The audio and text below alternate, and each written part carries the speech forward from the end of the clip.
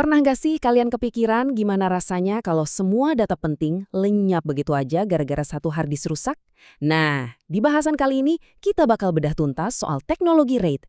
Kita bakal cari tahu strategi paling pas buat ngelindungin aset digital kalian, entah itu ngejar kecepatan super atau butuh keamanan data yang anti jebol. Yuk, kita mulai. Coba bayangin deh, semua file kerjaan penting, koleksi foto yang nggak ada duanya, atau data-data bisnis krusial tiba-tiba hilang dalam sekejap. Cuma karena satu komponen kecil rusak. Ini bukan nakut-nakutin loh, ini resiko yang beneran ada. Makanya, topik kita hari ini relevan banget buat siapapun yang nyimpen data berharga. Setiap kali kita mau nyiapin sistem penyimpanan data, kita tuh selalu dihadapin sama satu dilema klasik. Mau pilih mana?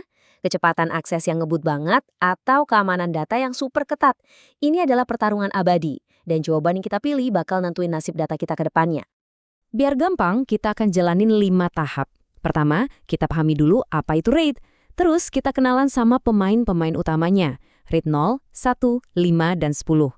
Ketiga, kita bantu Anda nentuin mana yang paling cocok. Keempat, nah ini penting, kita luruskan satu mitos besar soal RAID. Dan terakhir, kita susun bareng strategi pelindungan data yang paling oke. Oke, kita mulai dari dasarnya dulu ya. Sebenarnya, apa sih RAID itu? Dan kenapa teknologi ini bisa jadi penyelamat buat sistem penyimpanan data kita? Jadi, RAID itu singkatan dari Redundant Array of Independent Disks. Gampangnya, ini adalah teknologi canggih yang bikin beberapa hard disk bekerja bareng sebagai satu tim yang solid. Tujuannya ada 3. Pertama, buat ningkatin performa. Kedua, buat nambahin total kapasitas. Dan yang paling krusial, buat bikin jaring pengaman data lewat yang namanya redundansi. Nah, setelah tahu konsepnya, yuk kita kenalan sama beberapa jenis atau level RAID yang paling sering dipakai. Anggap aja kita lagi wawancara beberapa kandidat buat milih siapa yang paling cocok buat ngejaga data-data berharga Anda.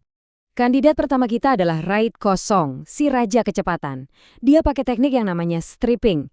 Bayangin gini, satu file besar itu dipecah-pecah jadi beberapa bagian, terus bagian-bagian itu ditulis ke semua disk secara bersamaan. Hasilnya, kecepatan baca dan tulisnya jadi luar biasa kencang, pas banget buat kerjaan berat. Tapi ini dia trade-off terbesarnya. Di satu sisi performanya emang maksimal, transfer data bisa secepat kilat, tapi di sisi lain, ini kayak jaran di atas tali tanpa jaring pengaman sama sekali. Kalau satu aja diserusak, bukan cuma sebagian, tapi semua data Anda bakal lenyap. Jadi ini taruhan yang gede banget. Selanjutnya ada RAID 1, si benteng pertahanan. Dia pakai teknik mirroring atau pencerminan. Sesuai namanya, ini persis kayak cermin. Setiap data yang Anda simpan, saat itu juga langsung digandakan persis sama ke disk yang lain. Jadi fokus utamanya murni buat keamanan data. Gampangnya, RAID 1 ini kayak polis asuransi buat data Anda. Satu disk rusak, tenang, salinan identiknya siap siaga buat ngambil alih. Tapi, asuransi ini ada biayanya. Kapasitas penyimpanan Anda jadi kepotong setengah. Misalnya Anda pasang 2 disk 10 terabyte, yang bisa Anda pakai ya cuma 10 terabyte. Lanjut ke RAID 5, si penengah yang cerdas. Dia ini menggabungkan kecepatan striping dengan sebuah trik canggih yang namanya parity. Anggap aja parity ini kayak potongan puzzle terakhir. Jadi, kalau satu disk hilang atau rusak, sistem bisa lihat data di disk lain dan pakai si parity ini buat ngebangun ulang data yang hilang tadi. Keren kan? Makanya, butuh minimal 3 disk buat jalanin ini. Nah, ini nih yang bikin RAID 5 populer banget. Dia nawarin keseimbangan yang pas antara kecepatan, kapasitas, dan keamanan. Anda juga nggak kehilangan setengah kapasitas kayak di RAID 1. Satu-satunya kekurangan, nulis data jadi sedikit lebih lambat karena komputernya harus mikir dulu buat ngitung data paritinya. Tapi buat banyak kebutuhan, ini kompromi yang sangat bisa diterima. Dan kandidat terakhir, RAID 10. Kadang disebut juga RAID 1+0. Ini bisa dibilang solusi tanpa kompromi. Gimana enggak? Dia ngambil kecepatan strippingnya RAID 0, terus digabungin sama keamanan mirroringnya RAID 1. Bener-bener dapat yang terbaik dari dua dunia. Ini pilihan buat yang nggak mau kompromi. Anda dapat kecepatan super ngebut sekaligus keamanan super ketat. Ini solusi impian buat server database atau aplikasi yang butuh performa tinggi dan nggak boleh ada gagal sama sekali. Tapi yaitu, kemewahan ini mahal, butuh minimal 4 disk, dan kapasitas efektifnya juga cuma setengah dari total. Oke, kita udah kenalan sama semua kandidatnya. Sekarang, masuk ke bagian yang paling penting nih, nentuin mana yang paling pas buat kebutuhan Anda. Yuk, kita bandingin langsung satu persatu. Lihat tabel ini. Ini contekan paling jitu buat Anda.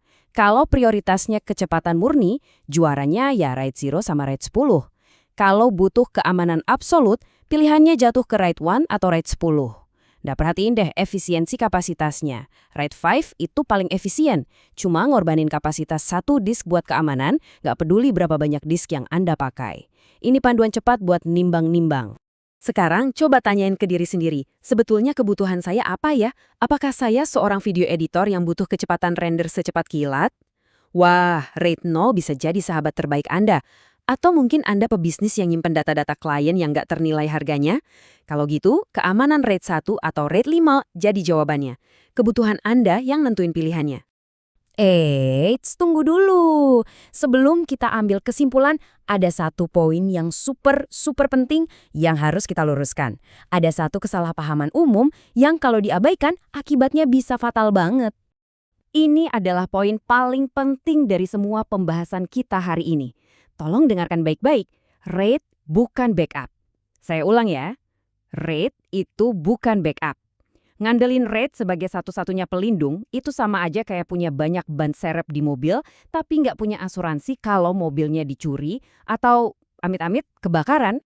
Biar jelas bedanya ya, redundansi dari RAID itu fungsinya ngelindungin kita dari kerusakan hardware.